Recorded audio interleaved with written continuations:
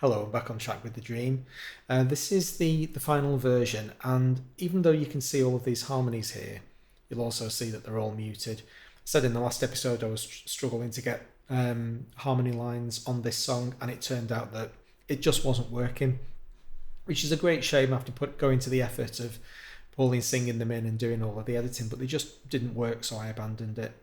Instead, I've got a little bit of a synth support line at the end, and that sounds better. The biggest change, because we were very nearly there last time, the biggest change is with some bongos and congas towards the end of the song. I'm really pleased with them. They've worked really well. And I've tried as hard as possible to get the master bus really, really clean, really nice. So I'm very, very pleased with the sound of this song. So let's give it a listen, see what we've got, and then we'll chat about it later.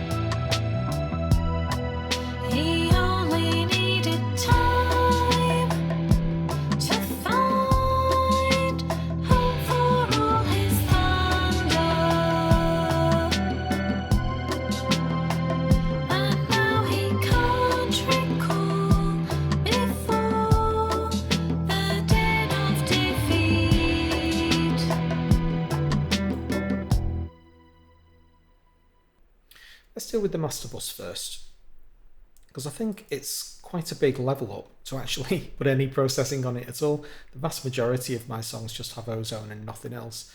But I'll take everything away and we'll just concentrate on the drums right at the beginning of the song. And the bass, bring the bass in.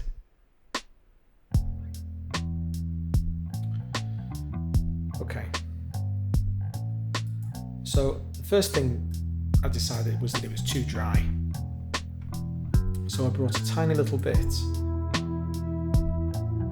reverb in.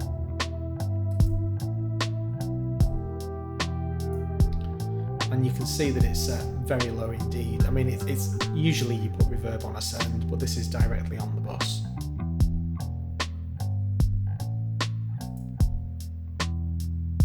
But it really glues the mix together. And the more instruments that come in, it just keeps improving, basically. I'm a big fan of this reverb, this plate. It's very nice indeed. We got the compressor.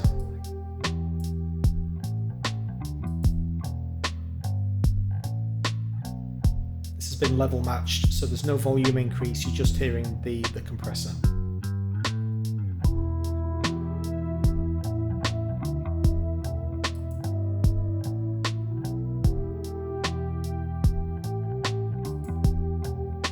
It really thickens up that kick. And then finally the mastering EQ. Bring in loads of 4K boost, predominantly. Really brings it to life, I really like that. So that's a significantly better sound. I won't bother with ozone because that's just a maximizer. I mean, it does its own magic, but ozone always sounds wonderful when you apply it to everything. And I haven't level matched ozone, so it's unfair to A/B it. It just always sounds dramatically better. I'll do it anyway, but it's a false reading because of the volume change. Yeah, I mean, it's a hell of a tool. But I've left it off for the purposes of the comparison. And so at every point in the song, no matter what's going on, all of that stuff is doing good work. It's never getting in the way.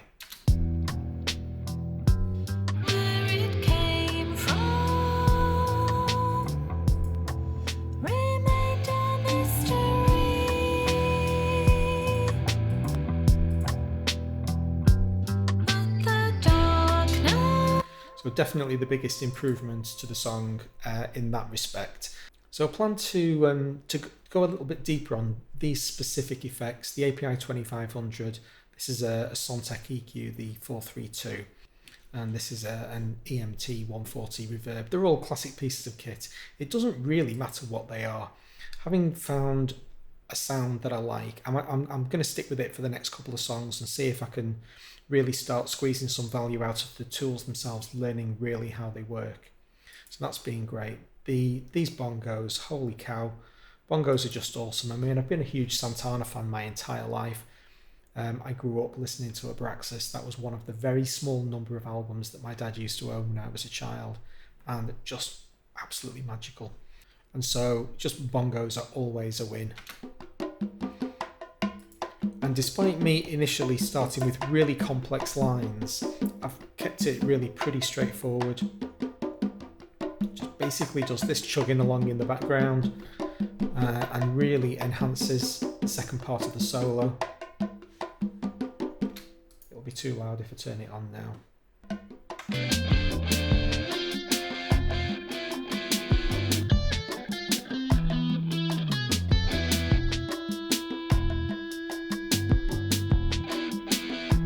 Similarly, right at the end of the song, we give ourselves a bit of a gap when Pauline starts singing again, give them a rest, and then when they come back in, your ears are ready for them.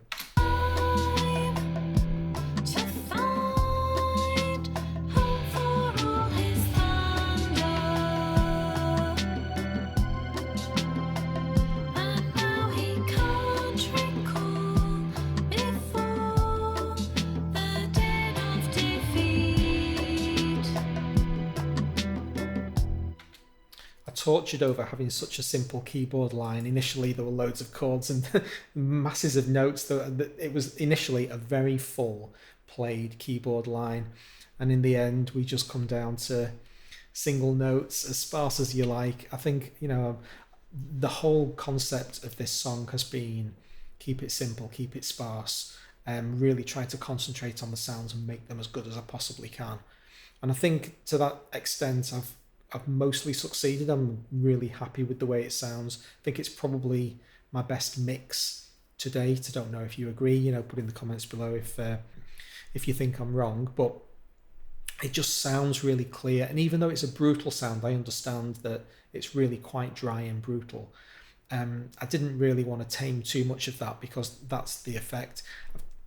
Really, really subtle edges taken off with those mastering, particularly the compressor and the reverb, just to smooth them off a little bit because they were like super, super harsh. But overall, I'm made up with it. There's definitely been a love-hate relationship over the course of this song, but we've ended out as friends, and that's all that matters. Really hope you've enjoyed this series, and if you like the stuff that I do, please check out the Patreon link below. That'll be a fabulous way to help support me and my channel. I'll see you for the next one. Thanks very much for watching.